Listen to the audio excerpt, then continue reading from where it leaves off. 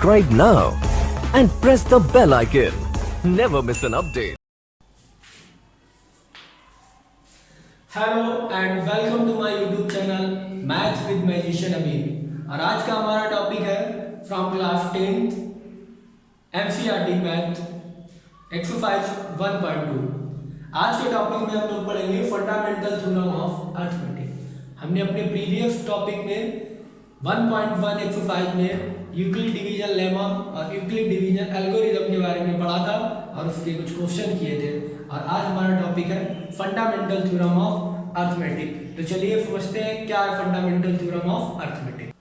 चलिए तो हम बात करते हैं फंडामेंटल थ्योरम ऑफ अर्थमेटिक क्या कहती है। तो फंडामेंटल थ्योरम ऑफ अर्थमेटिक कहती है कि for every composite number for every composite number can be expressed uniquely, यानी इसको जो एक्सप्रेस किया जा सकता है, ठीक है, किसमें, एज ए प्राइम फैक्टर में। इसको प्राइम फैक्टर में एक्सप्रेस किया जा सकता है। तो हम लिखते हैं can be uniquely express as product of prime as a product of prime factor भी लिख रहे हैं, प्रोडक्ट वही होता है बात चाहे, या इसमें आगे लिख लें प्राइम फैक्टर। इस प्राइम फैक्टर में इसको जो है वो एक्सप्रेस किया जा सकता है एक्सेप्ट इट्स ऑर्डर। अगर इस ऑर्डर को, इसके ऑर्डर को ध्यान में ना रखें, यानी कहने का मतलब यह है कि कोई भी अगर कंपोजिट नंबर है उसको अगर हम उसके प्राइम फैक्टर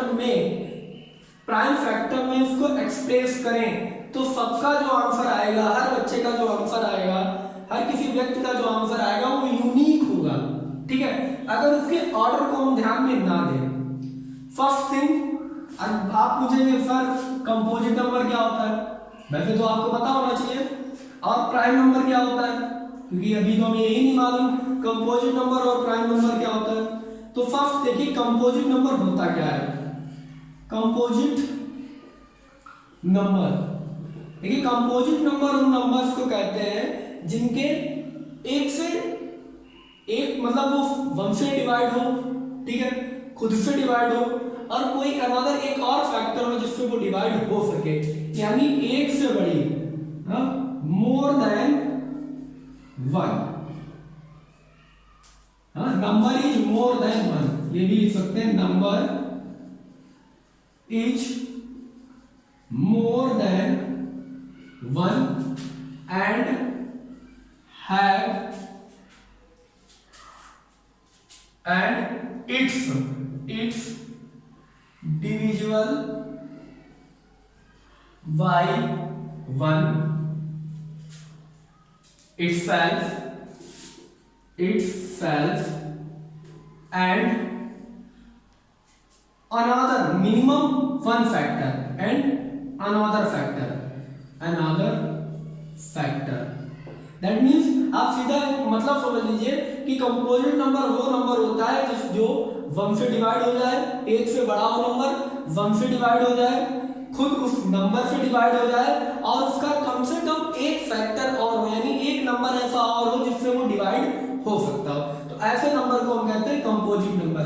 जैसे सबसे छोटे अगर कंपोजिट नंबर की बात करें तो नंबर स्टार्ट होता है 1 से। 1 नहीं है क्योंकि 1 का केवल एक फैक्टर है, 2 के 2 फैक्टर है 1 और 2, 3 के भी 2 फैक्टर है 1 और 3, 4 ऐसा नंबर है जिसके 2 से ज्यादा फैक्टर है, more than 2 factors in 4, that is 1, 4 and 2। तो सबसे छोटा अगर कंपोजिट नंबर देखें तो 4 है, फिर 6, 8, 9, 10, उसके बाद 13 नहीं है, 14, 15 एंड 4। क्लियर। अब बात करते हैं कि प्राइम नंबर क्या है। तो प्राइम नंबर वो नंबर होते हैं जो एक से बड़े हों, number more than 1 and divisible by and its divisible by 1 and itself यानी ऐसे नंबर जो या तो 1 से डिवाइड हो या खुद से डिवाइड हो और तीसरा इसका कोई फैक्टर ना हो। जैसे कि सबसे छोटा अगर बात करें तो 2 है, 3 है, 5 है, 7, 9 नहीं कि 9 के और भी फैक्टर होते हैं। उसके बाद 11, 13, 2, 3, 4, 2, 3, 5, 7, 11, 13 and 17 and 19 and so on. This is the prime number and this is the composite number. अब हमने ये बात कर ली कि कंपोजिट नंबर क्या होते हैं और प्राइम नंबर क्या होते हैं। हम वापस अपनी बात पे जाते हैं कि थ्योरम क्या है। तो थ्योरम ने कहा है कि वो जो कंपोजिट नंबर है, इसको आप नोट डाउन कर लीजिए, pause the video and note it down. बात करें अपनी थ्योरम की, तो उसने कहा था कि एवरी कंपोजिट नंबर, कोई भी मैं कंपोजिट नंबर लूं और उसको प्रोडक्ट प्राइम फैक्टर में उसके प्रोडक्ट को मैं एक्सप्रेस करूं तो वो जो है यूनिक आना चाहिए। यही फंडामेंटल थ्योरम कहती है। तो लेट्स, अगर हम एक एग्जांपल लें, late 24 is a composite number. We also know that composite number, ठीक है। अब हम इसके प्राइम फैक्टर जानना चाहते हैं। We want to find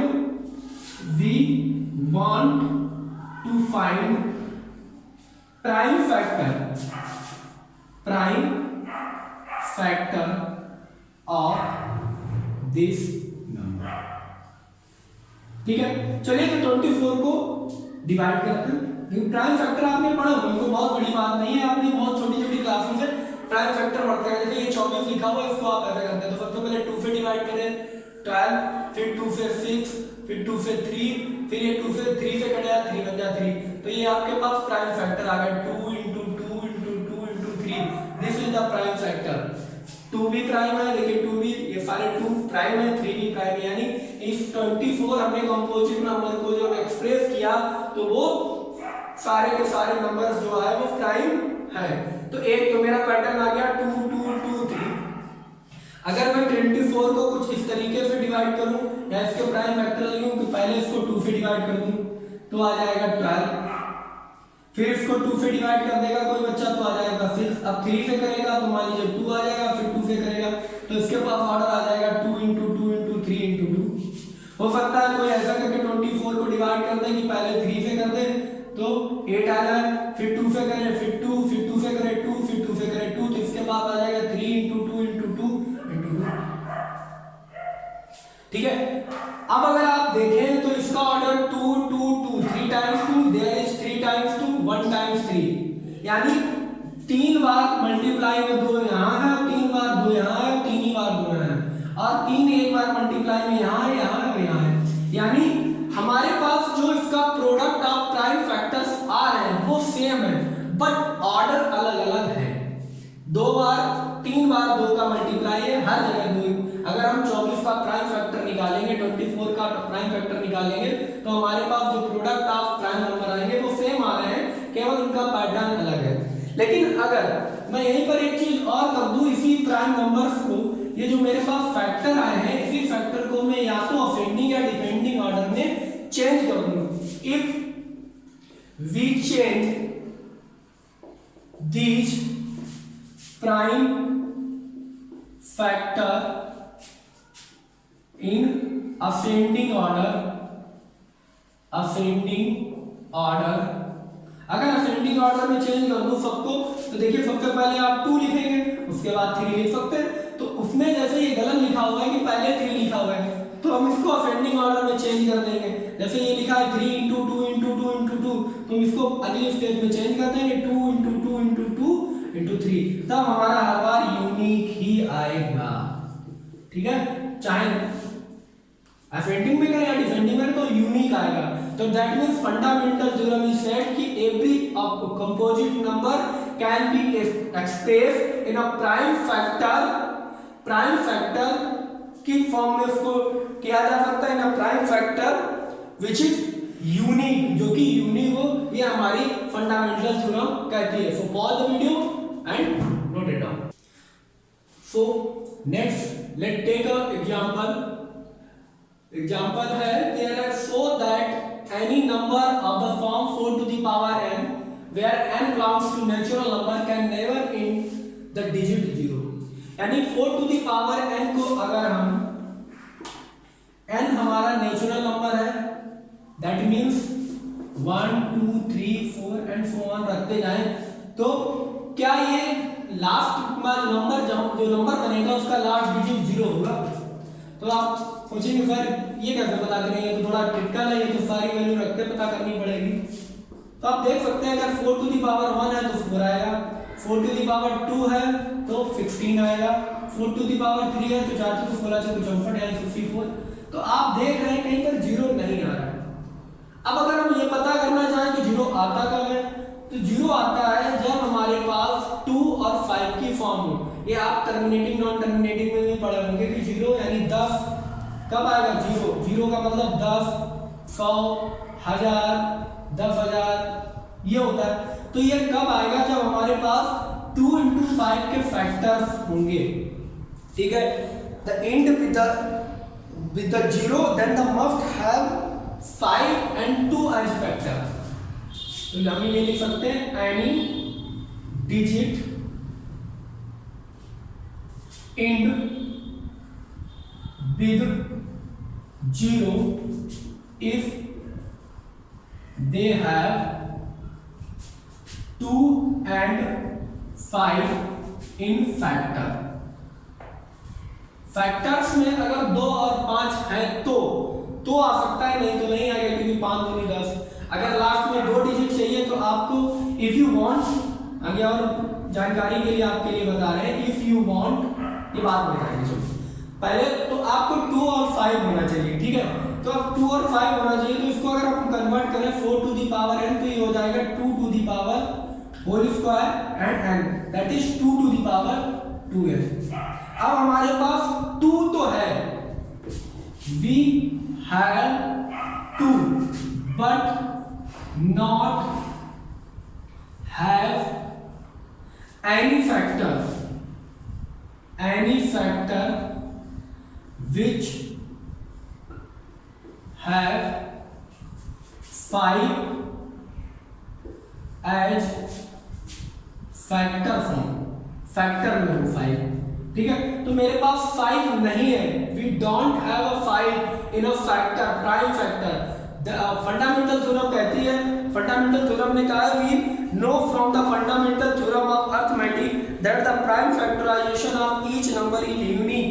यानी प्राइम फैक्टराइजेशन ऑफ हर नंबर का जो है यूनिक होता है, और अगर इसमें 5 नहीं है, उस फैक्टर में 5 का फैक्टर नहीं है 4 to the power n में, तो ये लास्ट डिजिट कभी भी 0 नहीं आएगा। क्यों नहीं आएगा? दिस नंबर, दिस आप ये लिख सकते हैं, this number never ends with 0 because they don't have 5 as factor, as prime factor, 5 in a prime factor, in prime factor of this number, ठीक है। अब अगर मान लीजिए ये कहता है कि लास्ट के 2 डिजिट, तो अगर लास्ट के 2 डिजिट आपको 0 चाहिए, if you want that last 2 digits end with 0 with zeros, then number have 2 to the power 2 into 5 to the power 2 as factor। इसी तरीके से अगर आपको 3 चाहिए तो 2 to the power 3 and 5 to the power 3 होना चाहिए, 4 चाहिए 2 to the power 4 and 5 to the power 4, यानी जितने आपके लास्ट में 0 चाहिए उतनी 2 की और 5 की पावर होनी चाहिए, ठीक है। क्योंकि इसमें ऐसा नहीं है तो ये हमारा लास्ट में 0 नहीं आएगा। अब अगर मान लीजिए यहीं पर 4 की जगह 6 हो, मैं चेंज भी कर सकता हूँ, 4 की जगह अगर 6 हो तो फिर बात वही आपकी ये चेंज हो जाएगा, ये बदल जाएगा कुछ इस तरह। ये देखिए 6 टू द पावर n, ये 6 टू द पावर 1 होता है 6, 6 36, 216, तो किसी में जीरो नहीं आ रहा। क्या होता है ये अगर 6 टू द पावर होता तो 2 into 3 to the power n, यानी 2 to the power n and 3 to the power n, यानी 2 है लेकिन अब 5 नहीं है, वी डोंट हैव 5 अभी भी मेरे पास नहीं है, और जब तक 5 नहीं होगा तब तक ये लास्ट में डिजिट जीरो नहीं आएगा। सो pause the video and note it down. Next question हमारा क्या है, find the LCM, find the LCM and HCF of 6 and 20 by the prime factorization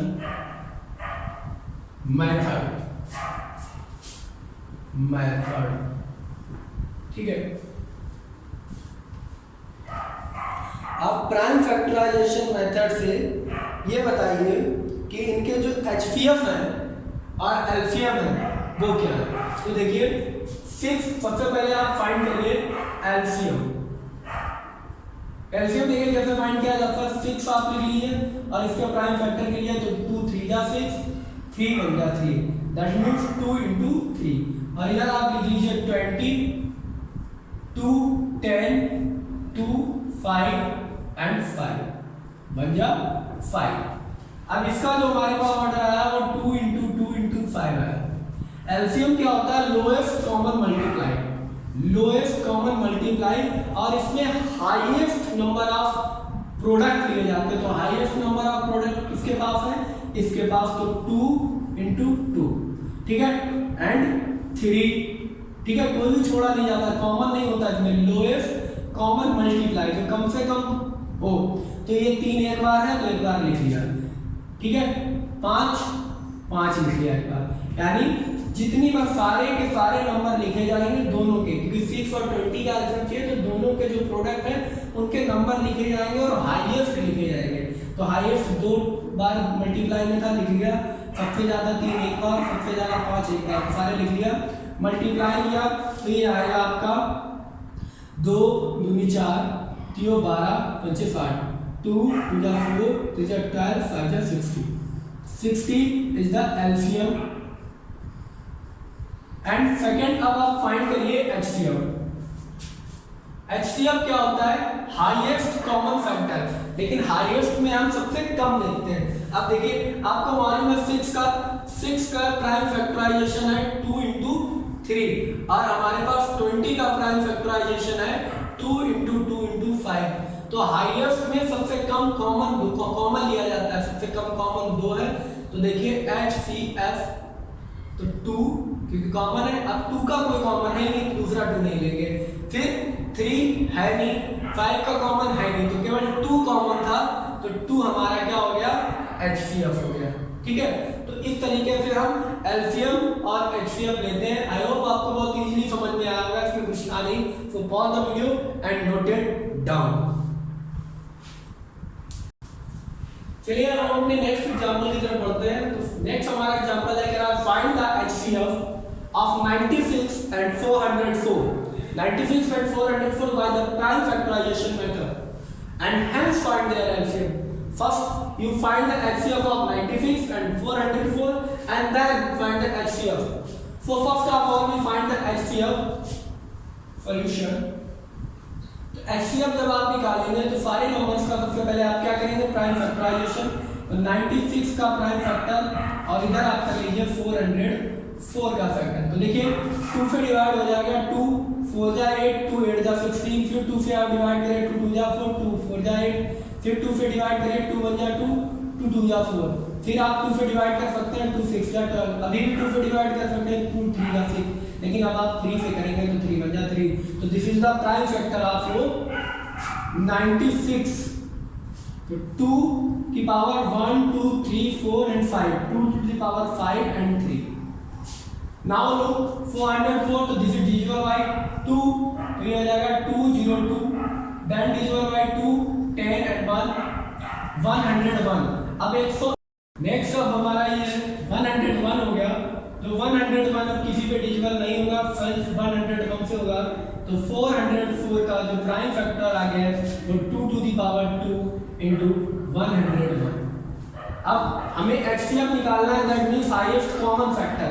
तो कॉमन फैक्टर क्या है, यहाँ पर 2 की पावर 2 है, यहाँ 2 की पावर 5 है, तो कॉमन तो केवल 2 की पावर 2 ही मिलेगा, क्योंकि यहाँ बाकी जो 2 ये और ये तो कॉमन है, ये इनका तो हमारे पास पेयर है ही नहीं, 3 वहाँ है नहीं, वहाँ 101 है, यहाँ 101 नहीं है, तो कॉमन केवल 2 to the power 4 यानी 4 मिला. तो 4 therefore HCF of 96 and 404 is 4. अब हमने HCF निकाल लिया है और हमारे पास दो नंबर है, फर्स्ट और सेकंड. अब हम फार्मूला लगाएंगे जो आप लोग नोट भी कर लीजिए, आपकी बुक में भी है और आपने पहली क्लासों में भी, छोटी क्लासों में पढ़ा होगा. LCM into HCF equal to first number into second number. First number into second number.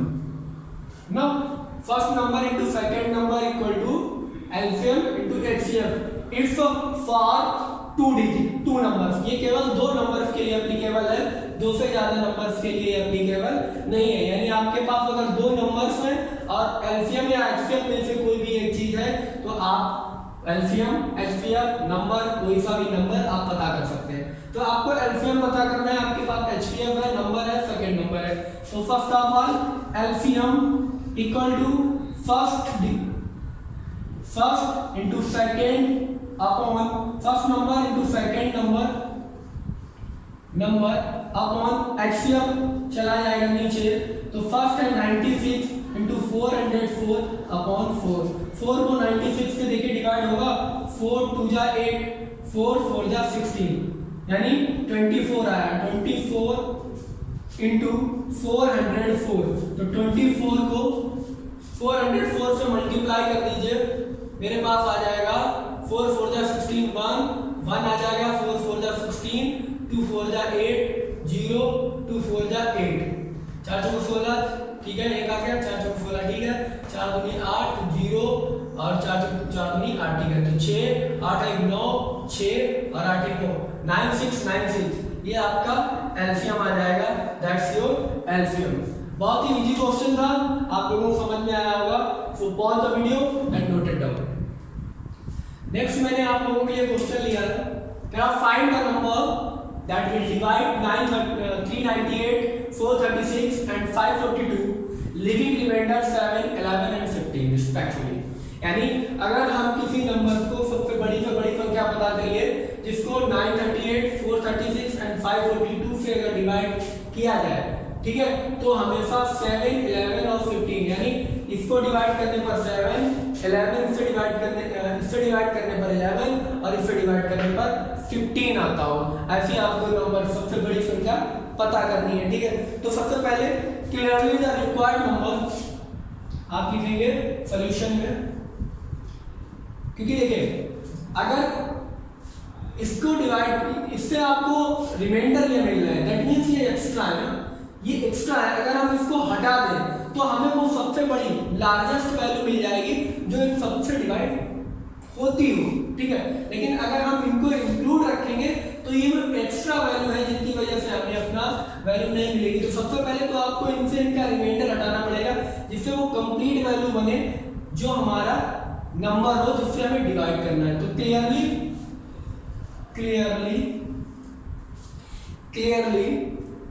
the required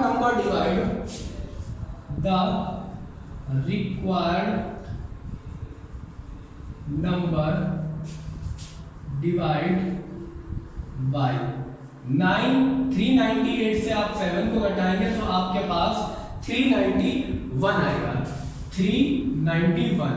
और फिर आप जब 436 से 11 को घटाएंगे तो आपके पास 5 2 यानी 425 आपके पास आएगा।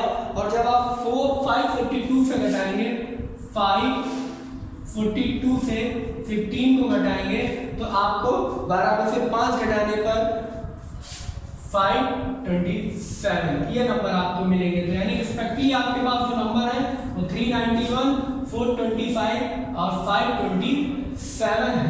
ठीक है, इनसे आपको वो बड़ी से बड़ी वैल्यू बनानी है, लार्जेस्ट वैल्यू बनानी है। तो रिक्वायर्ड नंबर आपको क्या होगा, हाईएस्ट, है ना, हाईएस्ट नंबर पता करना है।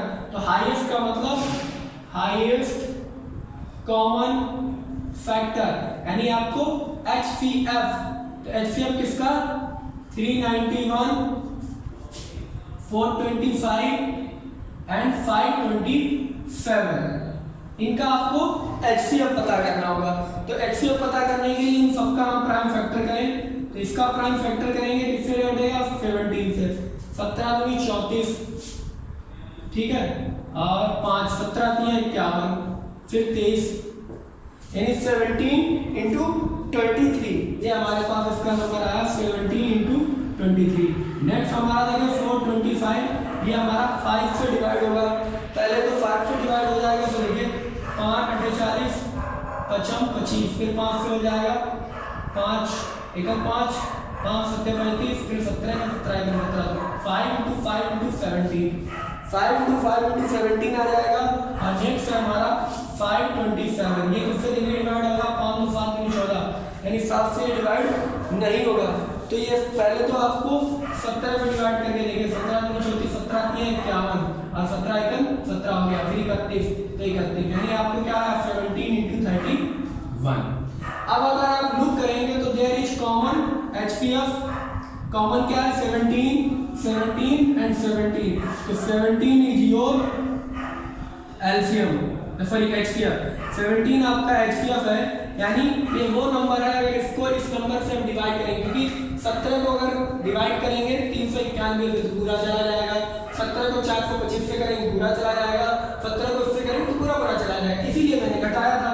ठीक है, कारण भी यही था, क्योंकि अब ये हमारे पास दो नंबर आ गए जो 17 से डिवाइड हो जाएंगे पूरे के पूरे।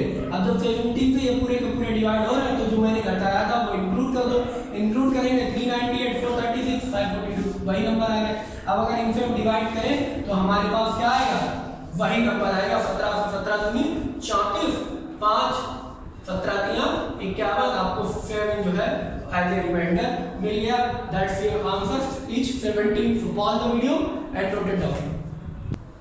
तो नेक्स्ट मैंने आप लोगों के लिए क्वेश्चन लिया है, क्वेश्चन है देखिए, in a school there are 2 sections, namely A and B. Of class 10th there are 30 students in section A and 28 students in section B. Find the minimum number of books, minimum number of books, ये बड़े ध्यान में देखिए, find the minimum number of books required for the class library so that they can be distributed equally, बराबर बांटी जा सके among student of section A and B, यानी जितनी सेक्शन A में दी है उतनी सेक्शन B में, यानी एक बच्चे को जितनी बुक सबको उतनी बराबर ही बुक दी जा सके। ठीक है, तो सेक्शन A और B में स्टूडेंट 30 और 28 है, minimum number of, minimum maximum का मतलब आप सीधा समझ सकते हैं HCF, और मिनिमम का आपको सीधा दिमाग जाना चाहिए एक बार LCM की तरफ। तो देखिए सबसे पहले आप इसको सॉल्यूशन, तो सॉल्यूशन में क्या होगा, देखिए सबसे पहले आपको दिख रहा होगा क्लियरली आपको दिख रहा है क्लियरली द रिक्वायर्ड, आपको क्या चाहिए, रिक्वायर्ड नंबर ऑफ बुक्स, कितनी चाहिए, number of books are to be distributed, ये मैं आपके लिए लिख रहा हूं, कोई जरूरी नहीं है,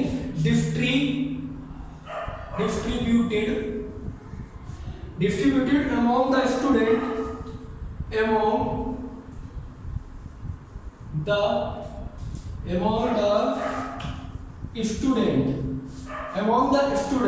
सारे स्टूडेंट के बीच में बांटना है, और सारे स्टूडेंट हैं इसमें in section A and B। अब देखिए ए और बी में बांटना है आपको, और टोटल नंबर ऑफ स्टूडेंट आपको सेक्शन ए में है 30 और सेक्शन बी में आपके पास 28। The number of books must be multiplied, यानी जो भी बुक्स होंगी वो 30 और 28 की मल्टीपल होंगी।